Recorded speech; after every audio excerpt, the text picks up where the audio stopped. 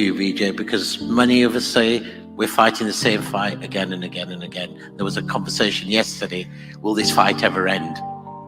Will this fight ever end? Well, first, Asad, thanks for forcing me to come to Glasgow.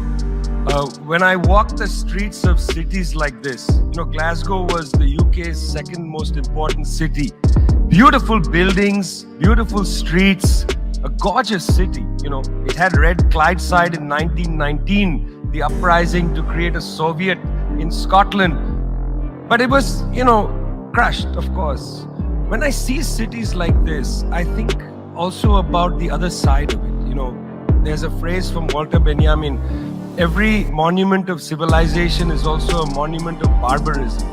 I think of the famines in Bengal, the jute workers in Bengal sending jute to Dundee through the Glasgow port. I think of human beings from Africa enslaved and brought from Ghana to the New World, and all those profits getting sucked into cities like London and Glasgow. Between 1765 and 1938, the British Isles stole $45 trillion pounds from India, 45 trillion sterling from India. We never got paid for that. When the British left India, when we threw the British out, our literacy rate was 13%. So much for several hundred years of so-called civilization. Meanwhile, our landscapes were destroyed. Coal was foisted on India. You foisted coal on us. You were the ones that came and made us coal dependent. And then you left, and now you dare to condescend to us. When I listen to Boris Johnson, when I listen to people like Joe Biden, when I listen even more to Emmanuel Macron, all I can think of is how condescending you are. You condescended to us 400 years ago. You condescended to us 300 years ago. You condescended to us 200 years ago. You condescended to us 100 years ago. You're condescending to us today. You only know condescension because for you, colonialism isn't something that happened in the past and we defeated you. It's not that. For you, colonialism is a permanent condition. And that permanent condition happens in two ways. There's the permanent condition of the colonial mentality. You want to lecture us. You want to tell us that we are responsible for all the problems because you'll never accept that you're the one principally to blame. You signed the Rio Formula in 1992 on common and differentiated responsibilities. You like the common part. You like the common part. You like to say we're all in this together and so on. We're not in this together. The United States, 4-5% of the world's population, still uses 25% of the world's resources. You outsource production to China and then you say China is the carbon polluter. China's producing your buckets. China's producing your nuts and bolts. China's producing your phones. Try to produce it in your own countries and see your carbon emissions rise. You love lecturing us because you have a colonial mentality. Then there are colonial structures and institutions. You lend us money, and every time you lend us money, which is our money, every time the International Monetary Fund comes to our societies and they tell us, here's the money we are giving you. No, it's our money. You give us our money back as debt, and then you lecture us about how we should live. It's extraordinary. It's not just a colonial mentality. It's the colonial structures and institutions which reproduce themselves year after year after year. And let me tell you something. The climate justice movement, not clued enough on this. The climate justice movement is a movement that says we're worried about our future. What future? What future? Children in the African continent, in Asia, in Latin America, they don't have a future. They don't have a present. They're not worried about the future. They're worried about their present. Your slogan is, we're worried about the future. What future? That's a middle-class bourgeois Western slogan. You got to be worried about now. 2.7 billion people can't eat now. And you're telling people, reduce your consumption. How does this sound to a child who hasn't eaten in days? You gotta clue into this, guys. You gotta clue into this. Otherwise, this movement will have no legs in the third world. No legs. Later, I'd like to tell you about the International People's Assembly, a network of 200 political organizations that we're setting up, rooted in the global south. We want to tell you what our issues are, but are you willing to listen?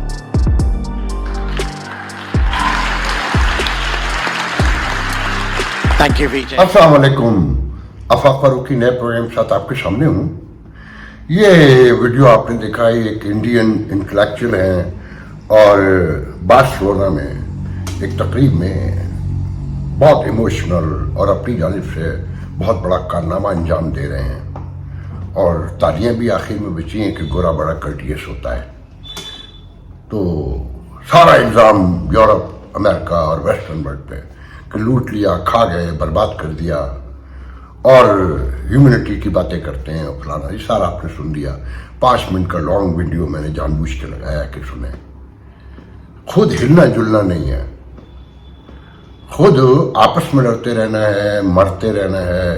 इंसानी तारीख पूरी उठा के देख लें, इस खित्ते में क्लास सिस्टम बेस है इस लड़ाई की। एक दूसरे को कमतर, घटिया समझना, खुद को आला बेहतर समझना और अपने से स्टेटस में, माली स्टेटस में कम आदमी को अपने कदमों में बैठा देखकर खुश होना और अपना हक समझना और उसका मुकद्दर समझना, ये हमारी आदत है। मैं इसे फितरत नहीं कहूँगा, कि बल्कि किसी हद तक कहना चाहिए फितरतें भी और आदतें तो 100% इन्वायरमेंटल होती हैं कि आपकी सोशो पॉलिटिकल, इकोनॉमिक और आपकी रिलीजियस, उन सब से मिलकर ये आपकी नेचर भी शायद डेवलप होती है। कहीं मैं इसे साइकियाट्रिस्ट ज़्यादा बेहतर समझा सकेंगे।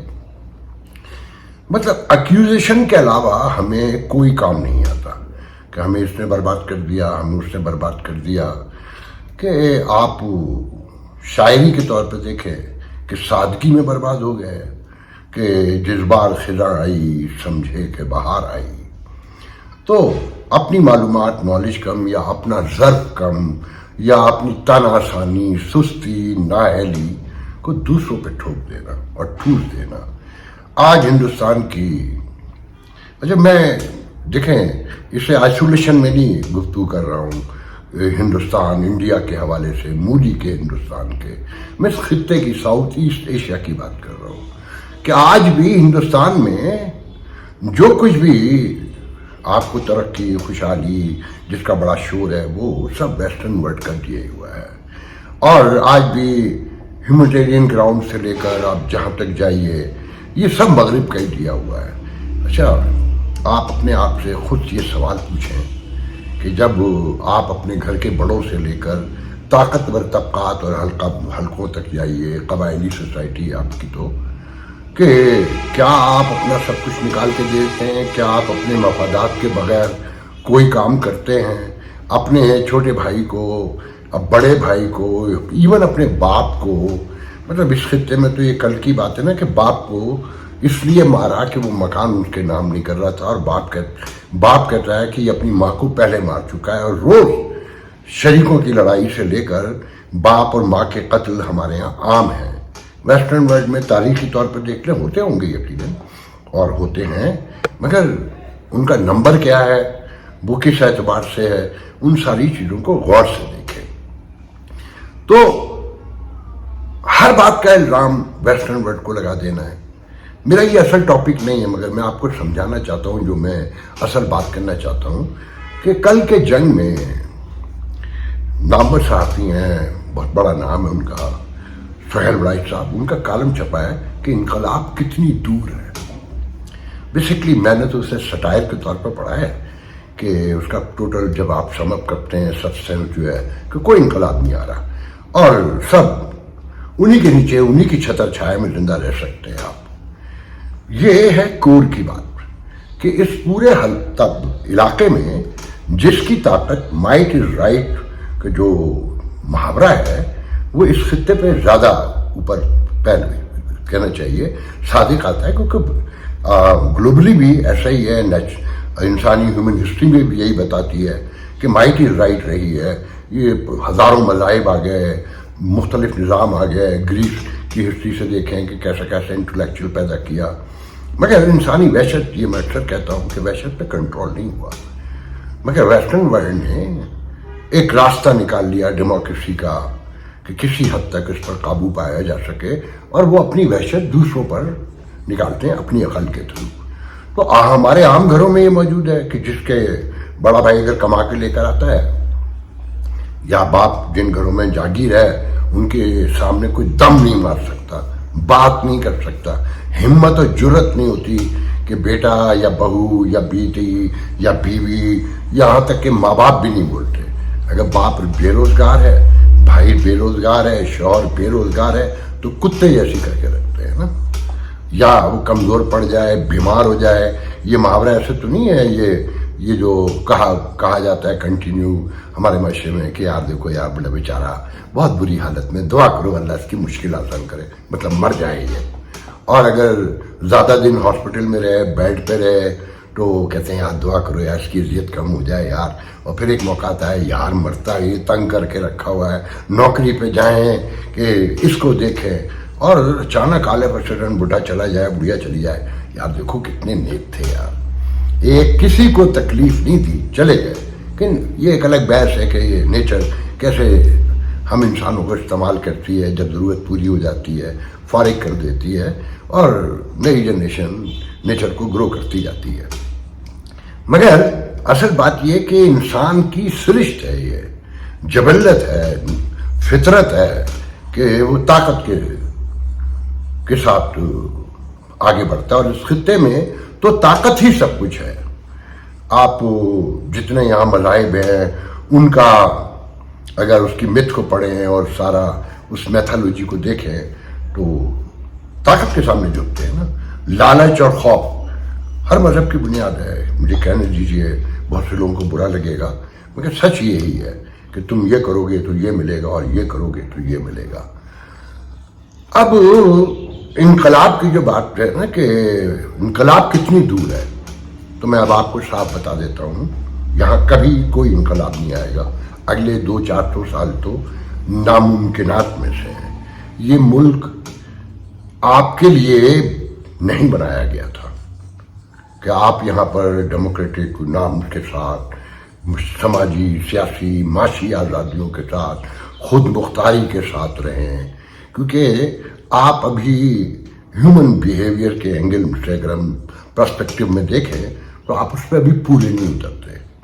आपका क्लास सिस्टम से लेकर आपकी जो मजहबी, समाजी सारी रिवायात को देखें, उसमें आप अभी औरत को आपके यहाँ इंसान भी तस्वुर नहीं किया गया है, और आप ताकत को जिस हद तक पूछते हैं, जुनून की हद तक, और उसके हुसूल के लिए काम करते हैं, वो आप सब बेहतर समझते हैं। अच्छा, एक दिलचस्प बात तो आप जानते होंगे कि दुनिया का हर गरीब अमीर से नफरत करता है, हर गरीब अमीर से नफरत करता है, मगर हर गरीब अमीर बनना चाहता है। उसकी दुआ आप सुन लें, पढ़ लें, मस्जिदों में चले जाएं, मंदिरों में चले जाएं, गिरजा में, सैनिगॉग में, और किसी भी इबादत गाह में या किसी भी महफिल में, या आप अपनी तन्हाई में गौर करके देख लें कि आप दुआ एक ही होती है कि या अल्लाह, दुआ जैसे मेरी माँ दुआ मांगती थी, या अल्लाह सेहत दे, इज्जत दे, शोहरत दे, दौलत दे, तालीम दे, मेरे बच्चों को लोगों को मददगार बना और तू उनका मददगार बन। इस पूरी दुआ को समअप करके देखें तो आपके सामने सच्चाई आ जाएगी। बताए कितनी नेक दुआ है, मगर पूरी एक गर्ज मौजूद है इसमें ना। तो ये इंसानी फितरत है। अब ये तो जो सोशल साइंटिस्ट हैं और साइकाट्रिस्ट हैं, मैं तो अपने आप को एक आम आदमी समझता हूँ, जो मैंने ज़िंदगी में लर्न किया है, जो सोचता हूँ और पढ़ता हूँ, देखता हूँ, मैं वो बयान कर रहा हूँ। तो इस मुल्क को पहले आज समझ लें कि जनाब, मैं पिछले साल यहीं पर इन्हीं दिनों में, जो मुझे याद पड़ता है कि यही दिन थे, मैंने कॉलम लिखा था सोशल मीडिया पे, आप में से सैकड़ों ने पढ़ा होगा कि सेकेंड वर्ल्ड वार में जब नाजी हर तरफ छा गए और कई मुल्क जो है फॉल कर गए थे यूरोप के, और कहते हैं कि यूरोप के 9 head of the countries London में छुपे हुए थे, تو میں بہت ڈیٹیل میں نہیں جاؤں گا کہ روزویلٹ اور چرچل کے درمیان ایک معاہدہ ہوا جو خاموشی سے بعد میں جب وہ پریس کانفرنس ہوئی تو سامنے آیا، جو اس کا مجھے نام یاد پڑتا ہے کہ Atlantic conference and contract, things like that, agenda اور اس میں بہت ساری چیزیں ہیں کہ اس کی شرائط کیا کیا ہوں گی، کہ اس میں یہ کہ انٹرنیشنل کمیونٹی میں یہ کلونیلزم ختم ہوگا اور ٹریڈ فری ہوگی، اکنامک اور ساری چیزیں، آپ اسے پڑھ کے دیکھیں، بہت لمبا بہت ڈیٹیل ہے۔ اس کے بعد امریکہ الائی بنا تھا اس جنگ میں، اور اس وقت جب یہ جنگ جاری تھی، یہ معاہدہ ہو رہا تھا، تو بتایا جا رہا تھا کہ 6 ہفتے میں روس بھی کلیپس کر جائے گا۔ امریکہ نے اپنی ساری شرائط منوائی، اس پہ ساؤتھ ایسٹ ایشیا کا خاص طور سے ذکر ہے کہ اسے بھی ایک آزاد ریاست کے طور پہ برطانیہ وہاں سے نکلے گا۔ اور اس جنگ میں $132 بلین امریکہ نے اپنے الائز میں خرچ کیے اس وقت، جس میں انکلوڈنگ روس، یہ بات بھی میں آپ کو شاید کسی موقع پہ پہلے بتا چکا ہوں۔ اچھا، پھر پاکستان بن گیا، میں اس کی پورے بیک گراؤنڈ میں نہیں جاتا۔ اب یہ جب ملک بنا، آپ ذرا نوٹ کریں کہ اس کی پہلی چھاؤنی، اس کی فوجی وردی سے لے کے پھول اور راشن سے لے کے تنخواہ سے لے کے سب امریکہ نے دی۔ اور ایک موقع پر قائد اعظم سے پوچھا بھی گیا کہ آپ ملک تو بنا رہے ہیں، پیسے کہاں سے آئیں گے؟ تو انہوں نے سگار کا کش لگا کے کہا کہ امریکہ ہے نا۔ اچھا، پھر اور سمجھنا ہے کہ اگر یہ جو یورپ، امریکہ، ویسٹرن ورلڈ ہیں، کلونیلزم ختم ہو گیا، سارا ٹوٹ گیا، مگر بڑی راستے ہیں، طاقتیں، میں آپ کو بار بار بتاتا رہتا ہوں کہ ان کے اپنے تقاضے ہیں۔ اسرائیل امریکہ کی، میرے ملک سے امریکہ کی سیٹلائٹ ہے مڈل ایسٹ میں، اس کے مفادات ہیں وہاں، وہ ایک 12-10 قوت ہے دنیا کی سب سے بڑی۔ اور کولڈ وار کو اگر آپ پڑھیں تو کیا جنگ تھی کہ دنیا پر کس کا اثر زیادہ ہوگا۔ اور یہ ساؤتھ ایسٹ ایشیا میں پورے ایشیا کو چیک رکھنے کے لیے دیکھا جائے گا کہ خاص کر سینٹرل ایشیا، چائنا اور روس، یہ سب جو ملا ملو کے کہ جناب اس کے لیے ہمارے پاکستان چاہیے تھا۔ تو ورنہ کوئی تک سمجھ میں نہیں آتی ہے نا کہ 20 کروڑ مسلمان وہاں ہیں، 15-18 کروڑ وہاں ہیں، 20 کروڑ وہاں ہیں، اور جناب 2 قومی نظریہ اگر اس پہ غور کریں تو ایک ہنسی سی آتی ہے نا۔ اچھا، پھر جو لوگ بنانے جا رہے تھے، جو دنیا کے فاتح ہیں، گزشتہ 400-500 سال میں آپ نے تو بقول حسن نثار کے چارپائی کے علاوہ کچھ نہیں بنایا۔ اس چارپائی کے بدولت اس خطے کی آبادی دیکھ رہے ہیں آپ کہ کلائمیٹ چینج میں آپ تقریباً دفن ہونے جا رہے ہیں، گرمی سے، سردی سے، بیماریوں سے، اور اپنی بد نظمی، بد انتظامی، اپنی گندگی، اور جو ذہنی گندگی کہنا چاہیے کہ صفائی کا تو تصور ہی نہیں ہے اس علاقے میں۔ اگر ویسٹرن ورلڈ کو آپ نے دیکھا ہو جن میں سے، اور پھر یہاں پر آپ اترے ہیں تو آپ کو پتہ چل جاتا ہے نا کہ ہم ذہنی طور پہ کون لوگ ہیں۔ تو اگر یہاں جمہوریت چاہیے تھی تو ویسٹرن ورلڈ کو جو ہمیشہ سے کھلاتا رہا ہے، پلاتا رہا ہے، اور آج بھی میں نے کل ہی پروگرام میں کہا تھا کہ $200 بلین 20 سال میں آئے یہاں پر مختلف مدوں میں، صرف آپ کی ڈیولپمنٹ کے نام پر کہ سڑکیں بنا لیں، بیماریاں ختم کر لیں، اسکول بنا لیں، TB کا علاج کر لیں، آپ کینسر کا علاج کر لیں، آپ پولیو کے قطرے پلا لیں، آپ جو آپ پلانے کو تیار نہیں ہیں، آپ تو ہیلتھ ورکر کو مار ڈالتے ہیں۔ مطلب آپ اتنے ذہین سمجھدار ہیں۔ اس پہ شکایتیں یہ ہیں کہ جناب ویسٹرن ورلڈ لوٹ لیتا ہے، لوٹ کے کھا گیا ہے، برباد کر دیا ہے۔ اور کل ہی پرسوں اظہر سجاد انڈیپینڈنٹ اردو میں، لائک مائی ینگر برادر، انہوں نے ایک تاریخی واقعہ لکھا کہ نادر شاہ ایرانی وہ ہندوستان آیا، ایک تفصیل ہے، تو جاتے ہوئے $30 ارب کا سامان لے گیا، 1000 ہاتھی، 10,000 اونٹ اور 7,000 گھوڑوں پر لاد کے لے جایا گیا تھا دہلی سے۔ اور کچھ مورخین اس نے کوٹ کیا ہے کہ وہ جو سامان انکلوڈنگ کوہ نور ہیرا کچھ $100 ارب کا سامان ساتھ لے گیا تھا۔ پھر انگریز لے کے گئے۔ تو میں کہیں نہیں اس پہ بات کر رہا کہ انگریز کیسے آیا، اس کی ٹوٹل ایسٹ انڈیا کمپنی کی ورتھ کتنی تھی، اور آپ بے شرم ہم کتنے لوگ تھے، اور ہم نے کیسے اسے ہیلپ آؤٹ کیا۔ یہ جو آج آپ کے مسلمان پاکستان کے حصے میں جو لیڈر ہیں، جو اسمبلیوں میں بیٹھے ہیں، ان کے خاندانوں کے کیا کارنامے ہیں، वो क्योंकि आप पढ़ते लिखते तो हैं नहीं, और ताकत को सलाम करना हमारी फितरत का हिस्सा बन चुका है कि हम पीछे गालियां देते हैं, हम सामने बैठ के गालियां नहीं दे सकते, हम मुंह पे सवाल नहीं कर सकते। आपकी जर्नलिज्म में मुझ जैसे लोग जो हैं अछूत हैं, अगर सवाल कर दें तो उसे साइड पे कर देते हैं। अच्छा, फिर आपका अपना बिहेवियर इनकलाब वो तो कहते हैं ना कि इनकलाब कितनी दूर है, हम तो सटायर कर रहे हैं। मैं आपके करो इनकलाब कभी नहीं आएगा, क्यों नहीं आएगा कि कराची में आप ही के लिए बोल रहा था ना, कराची वालों के लिए के इलेक्ट्रिक के खिलाफ नूरुल आरफीन सिद्दीकी, उसे किस अंदाज से मारा है, कितना मारा है, 25 लोगों ने आके क्या कहा था उसने। मैंने दबे लफ्जों में कल परसों ही कहा था कि किन की है, उनके पीछे कौन लोग हैं। आप किसी का कुछ नहीं कर सकते। जिस इलाके में मैं रह रहा हूं कि 2100 रुपए का पैकेज है 200 GB का, जिस कंपनी का मेरे पास है। 98% नेट काम नहीं करता यहाँ। नेट सुबह 5 बजे काम करता है जब सब सो रहे होते हैं।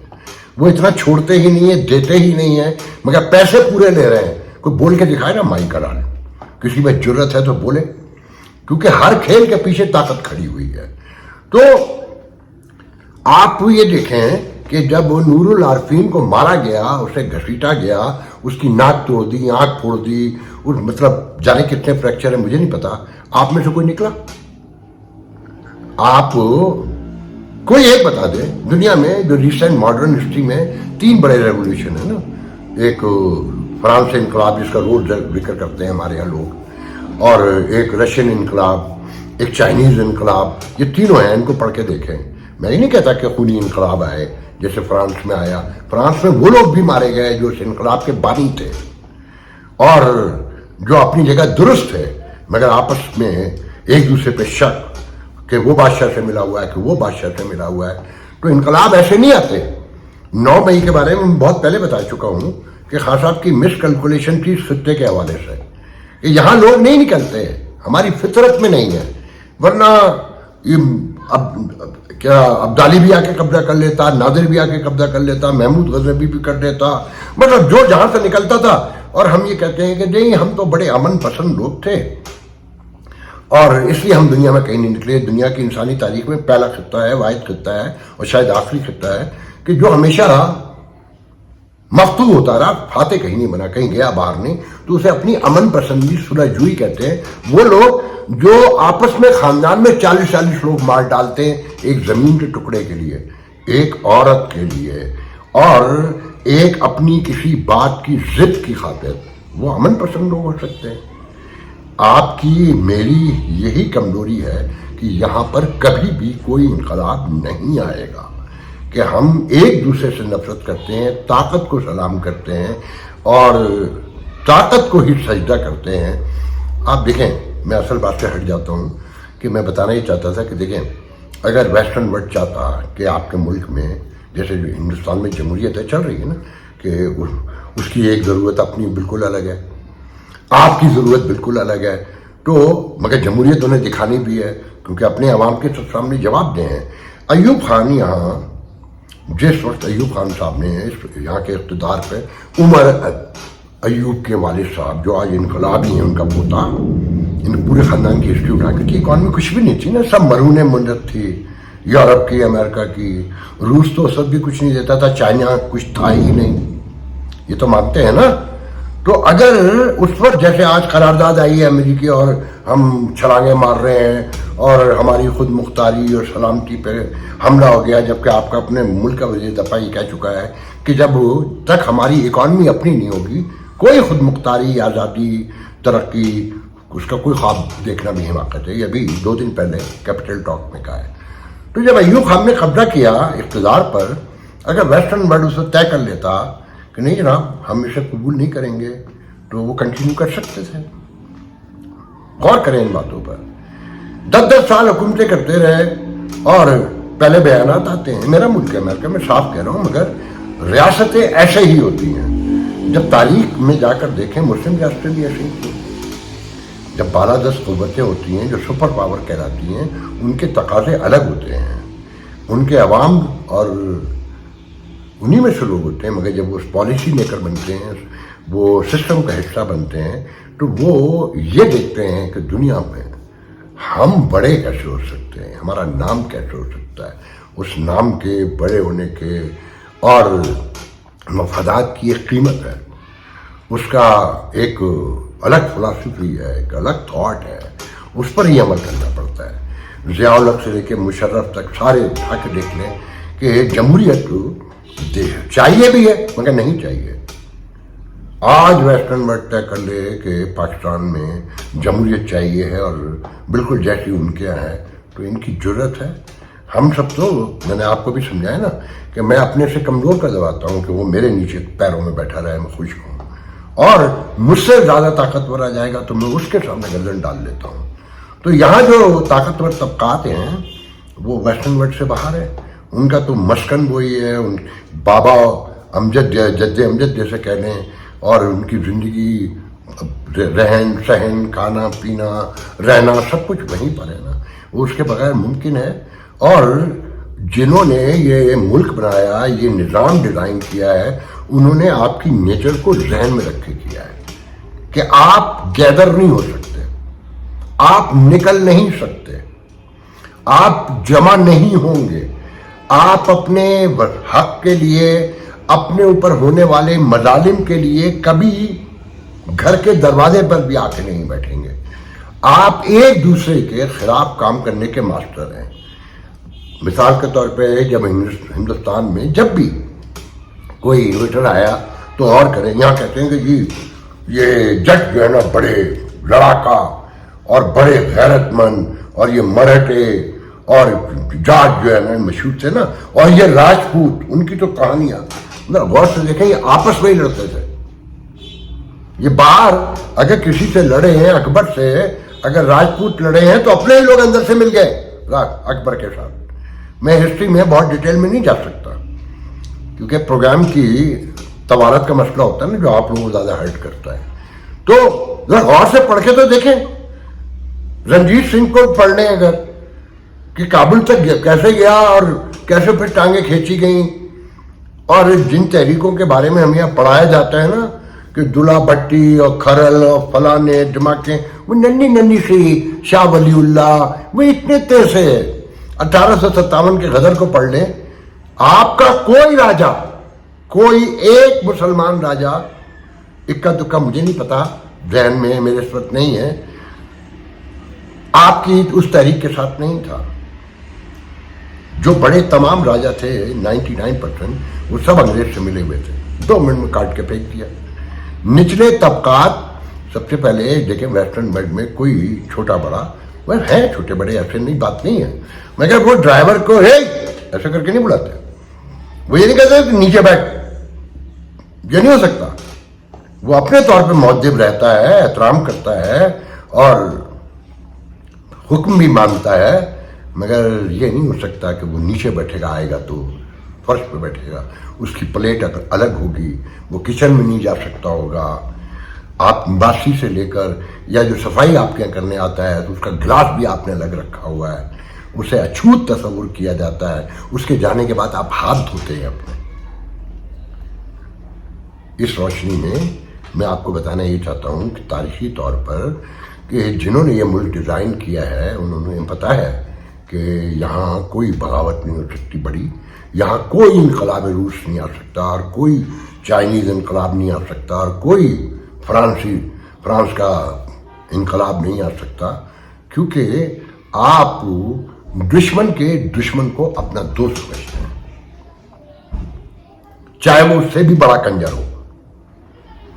आपको अगर कोई मैनेज कर सकता है तो बाहर के लोग कर सकते हैं, वो हमलावर आके कर सकते हैं, फिर आप सीधे रहते हैं, वरना आप एक दूसरे के दस्तों गिरफ्तार रहने के मास्टर हैं। जिस वक्त जैसे इस वक्त है, बुरी हालत है कि ना आपकी कोई इकॉनमी है, ना आपको कोई टेक्नोलॉजी है, ना कोई साइंस है, गैरत के नारे हैं, खुद मुख्तारी झूठी नारे हैं। आपका मौलवी इतना समझदार है कि नाम लेके कह देता हूँ, ताहिर शफी बड़े प्रेस कॉन्फ्रेंस कर रहे हैं कि ये अमेरिकन करारदाद जो है उसने पाकिस्तानी अवाम के मैंडेट की तौहीन की है। میں طاہر شبیر صاحب سے کہتا ہوں اپنے گریبان میں جھانک کے کہیں, آپ اپنے اللہ کو حاضر ناظر جان کے تنہائی میں اپنے آپ سے کہیں کہ یہ عوامی مینڈیٹ تھا یا اس سے پہلے کبھی عوامی مینڈیٹ رہا ہے. جب آپ کے یہاں یہ ظلم ہوتا ہو, آپ وہ لوگ ہیں کہ صرف کل کے اخبار پڑھ رہے ہیں کہ ماں کو کہیں مارا گیا ہے, کہیں بھابھی اور بھتیجی کو دیواروں میں چن دیا گیا ہے, تو کہیں مولوی سیڑھی لگا کے اونٹ کے ساتھ سیکس کرنے کی کوشش کر رہا ہے. اپنے معاشرے کو غور سے تو دیکھیں, اور کہاں دہشت گرد چلے آئے ہیں, اور آپ کا ملک جو ہے اب کہیں چائنا کی طرف لڑک رہا ہے, مگر امریکہ سے کہہ رہا ہے کہ دہشت گردی کے خاتمے کو اگر ختم کرنا ہے تو ہمیں ہتھیار دو. وہ کون ہے دہشت گرد؟ باہر سے ہیں. انہیں دہشت گرد کیسے بنایا گیا تھا؟ کیا وہ پیدائشی دہشت گرد تھے؟ ان کی نسلوں سے دہشت گردی چلی آ رہی تھی. اپنے ڈالر کے لیے ہمیشہ بکتے رہے ہیں, اور بائی ڈیزائن بکتے ہیں, طے کر کے بکتے ہیں, سوچ کے بکتے ہیں. انگریزوں کی جو سینکڑوں کتابیں پڑھ کے دیکھ لیں. تو اصل بات یہ ہے کہ آپ کو لوگ کھل کے نہیں بتاتے. انقلاب تو بڑی دور کی بات ہے. خان صاحب بھی یقین رکھیں, خان صاحب نے فائنلی مذاکرات کرنے, اور جیسے وہ چاہیں گے ویسے ہی مذاکرات ہوں گے. جہاں طاقت زیادہ ہوگی حکومت انہی کی ہوگی, کیونکہ آپ کے درمیان جو کلاس سسٹم ہے, جو لالچ گریڈ ہے, وہ آپ کو کبھی بھی انسانی ترقی جسے کہتے ہیں وہ نہیں ہونے دے گی, اور جس کے دور دور تو کوئی آثار نہیں ہے. اگلی 8-10 جنریشن میں تو نہیں ہے, 200-300 سال بلکہ زیادہ کہیے. تو آرام سے رہیں. آپ کے لیے بس اب یہی بہتر ہے کہ جیسے ہر غریب کی خواہش ہوتا ہے امیر ہو جائے, تو جو جمپ لگا کے وہاں جا سکتا ہے چلا جائے. آپ شور مچاتے رہیں, کہیں 4 FC ایریا میں نکل گئے. کل پنجاب کے ہر مختلف علاقوں میں چھوٹے چھوٹے سے بجلی کی لوڈ شیڈنگ اور مہنگائی کے خلاف مظاہرے ہوئے ہیں, مگر ان سے کوئی فرق پڑتا ہے؟ کتھارسس ہو رہا ہے, ان کو فائدہ ہو رہا ہے کہ چلو تھوڑا بہت ہلا گلا ہوتا ہے, پھر ٹھنڈے ہو جاتے ہیں, نارمل ہو جاتے ہیں.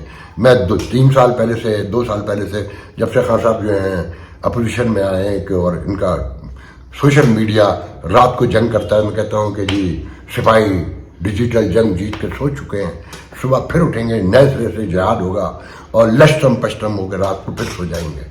آپ نکلیں گے نہیں, نکلیں گے تو ایک دوسرے کو نقصان پہنچائیں گے. جنہیں نقصان پہنچنا ہے انہیں کوئی نقصان نہیں پہنچے گا. آج کے لیے جا دیجیے, انشاءاللہ کل ہو نہیں جاندہ کرنا پہنتا ہے, ہو نہیں جاندہ کرنا پہنتا, جیون دے لئی مرنا پہنتا. خون کی بیماریوں میں مبتلا, زندگی کے لیے ترستے ہوئے تھیلیسیمیا, ہیموفیلیا اور بلڈ کینسر کے مریض منو بھائی کے بعد اب آپ کی شفقت چاہتے ہیں. انہوں نے ملک کے لیے بہت کچھ کیا, آئیے ہم بھی ان کی سندس فاؤنڈیشن کے لیے کچھ کریں. منو بھائی کے مشن کو آگے بڑھائیں. تو پھر آئیں آپ بھی اپنی زکوٰۃ عطیات سندس فاؤنڈیشن کو دے کر بچائیے کسی بچے کی جان. یہ علی ہے. علی کو تھیلیسیمیا ہے. آج اسے اپنی سالگرہ پر بلڈ ٹرانسفیوژن کے لیے آنا پڑا. سندس فاؤنڈیشن گزشتہ کئی سالوں سے تھیلیسیمیا کے شکار ہزاروں بچوں کی زندگی میں امید اور خوشیوں کے رنگ بکھیر رہا ہے. بھی آپ اپنی خیرات، زکوٰۃ اور عطیات سندس فاؤنڈیشن کو بھجوا کر ان بچوں کی زندگی کے ٹمٹماتے چراغوں کو روشن رکھیں.